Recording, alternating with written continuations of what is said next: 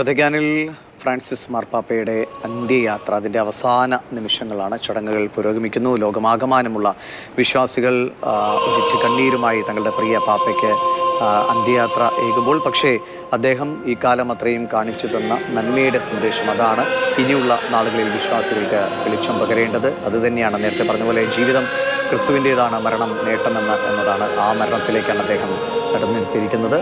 വിശ്വാസികളെല്ലാവരും അദ്ദേഹത്തെ അവസാനമായി കാണാനും ഇന്നലെയൊക്കെ കഴിഞ്ഞ ദിവസങ്ങളിലൊക്കെ വലിയ തിരക്കാണ് വത്തിക്കാനിൽ ഉണ്ടായിരുന്നത്. ഇന്ന് പക്ഷേ ചടങ്ങുകളുടെയൊക്കെ ഭാഗമായി വളരെ നിശ്ചിതമായ നിലയിലാണ് കാര്യങ്ങൾ മുന്നോട്ട് പോകുന്നത്. ചടങ്ങുകൾ അതിൻ്റെ നേരത്തെ പറഞ്ഞ പ്രകാരമാണെങ്കിൽ ഒരു കുറച്ച് മിനിറ്റുകൾ കൂടി അരമണിക്കൂറോളം കഷ്ടിച്ച് ചടങ്ങുകൾക്കാണ്. കാരണം അവസാന ഘട്ടത്തിലേക്ക് എത്തുന്നു. കർദിനാൾമാരുടെ നേതൃത്വത്തിലൊക്കെ തന്നെ ചടങ്ങുകൾ അതിൻ്റെ പൂർത്തീകരണത്തിലേക്ക് പോകുന്നു. പ്രാർത്ഥനാ ചടങ്ങുകളൊക്കെ തന്നെ പുരോഗമിക്കുന്നുണ്ട്.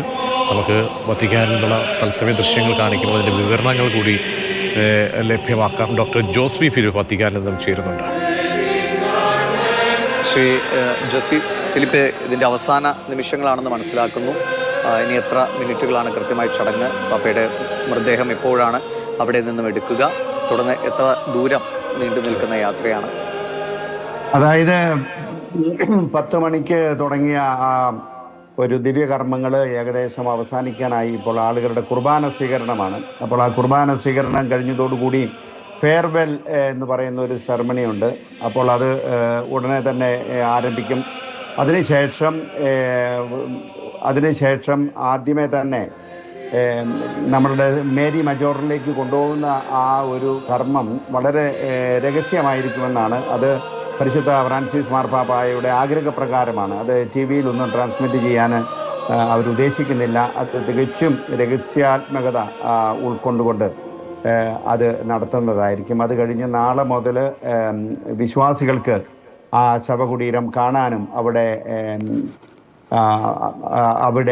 തങ്ങളുടെ ആദരവ് പ്രകടിപ്പിക്കാനുമുള്ള അവസരങ്ങളുണ്ടാകും. ഇന്ന് രാവിലെ മുതൽ ഭയങ്കരമായിട്ടുള്ള ട്രാഫിക് കൺട്രോളും അതോടൊപ്പം തന്നെ ശക്തമായിട്ടുള്ള ആ കർശന നിയന്ത്രണങ്ങൾക്ക് മുഖാന്തരം പലപ്പോഴും ഞങ്ങൾക്ക് ഞങ്ങളുടെ പ്രവർത്തനം തന്നെ നടത്തുവാൻ സാധിച്ചിരുന്നില്ല. അതുകൂടാതെ തന്നെ ഒരു 2800-ലധികം മാധ്യമ പ്രവർത്തകർ ഒന്നിച്ചു കൂടുന്ന അവസരത്തിൽ പലപ്പോഴും പല സൗകര്യങ്ങൾ കുറവായിരുന്നു. അതോടൊപ്പം തന്നെ ട്രാമ്പ് വന്നതോടുകൂടി ഞങ്ങളുടെ എല്ലാ നെറ്റ് സർവീസസും ജാം ചെയ്തിരിക്കുകയായിരുന്നു. അപ്പോൾ അതുകൊണ്ടാണ് പല ബുദ്ധിമുട്ടുകളും ഉണ്ടായത്. ഏതായാലും വളരെ ലോകത്തിന്റെ ദൃഷ്ടിയിൽ നമ്മളെ സംബന്ധിച്ചിടത്തോളം പരിശുദ്ധ ഈ ഫ്രാൻസിസ് മാർപ്പാപ്പ ഒരു വലിയ ഉത്തേജനമാണ് എല്ലാവർക്കും നൽകിയിരിക്കുന്നത്.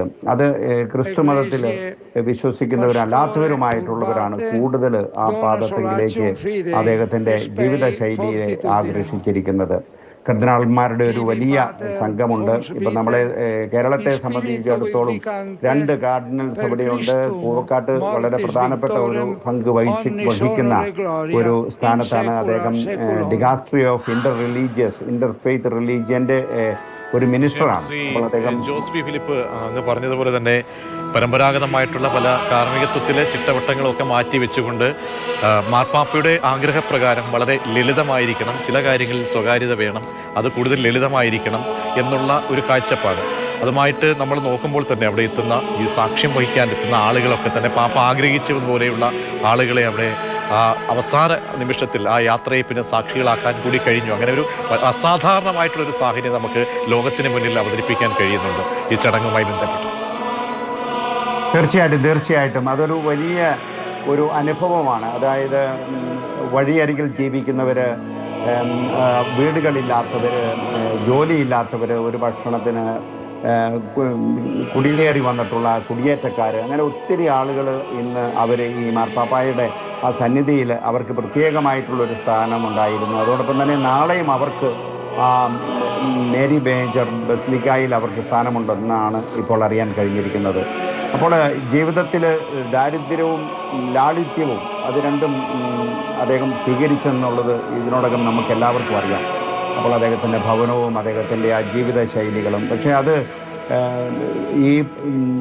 ഇപ്പോൾ നമ്മൾ ജീവിക്കുന്ന ഈ ലോകത്തിൽ ഈ 2 മാർഗങ്ങൾ ഒരു പക്ഷേ കൂടുതൽ മനുഷ്യർക്ക് ഉത്തേജനം നൽകുവാനും, അപ്പോൾ ഈ ലോക ജീവിതത്തിൽ ഒരു ശാശ്വതമായിട്ടുള്ളൊരു സന്തോഷം കിട്ടുന്നത് അല്ല എന്നുള്ള ഒരു ഒരു പാതയാണ് അദ്ദേഹം നയിച്ചത്. അപ്പോൾ ശരിയാണ്, അങ്ങ് പറഞ്ഞ പോലെ ഈ ലോകത്തെ ജീവിതം, അത് ആത്മീയതയെക്കുറിച്ചുള്ള അദ്ദേഹത്തിൻ്റെ വാക്കുകളും ആ കാര്യത്തിൽ വളരെ വ്യക്തമാണ്. ആത്മീയത ലോകത്തിൽ നിന്ന് ഒളിച്ചോടുക എന്നതല്ല. പലപ്പോഴും ആത്മീയത എന്നത് നമ്മുടെ ഉത്തരവാദിത്തങ്ങളിൽ നിന്നുള്ള ഒരു ഒളിച്ചോട്ടമായി പലരെങ്കിലും കരുതാറുണ്ടെങ്കിൽ അങ്ങനെ ഒരു ഒളിച്ചോട്ടമല്ല, മറിച്ച് ജീവിതത്തിൽ, ഹൃദയത്തിൽ, ദരിദ്രരിൽ, സൃഷ്ടിയിൽ ഓരോ നിമിഷത്തിലും ദൈവത്തെ കണ്ടെത്തുക എന്നതായിരുന്നു മാർപ്പാപ്പയുടെ വാക്കുകൾ.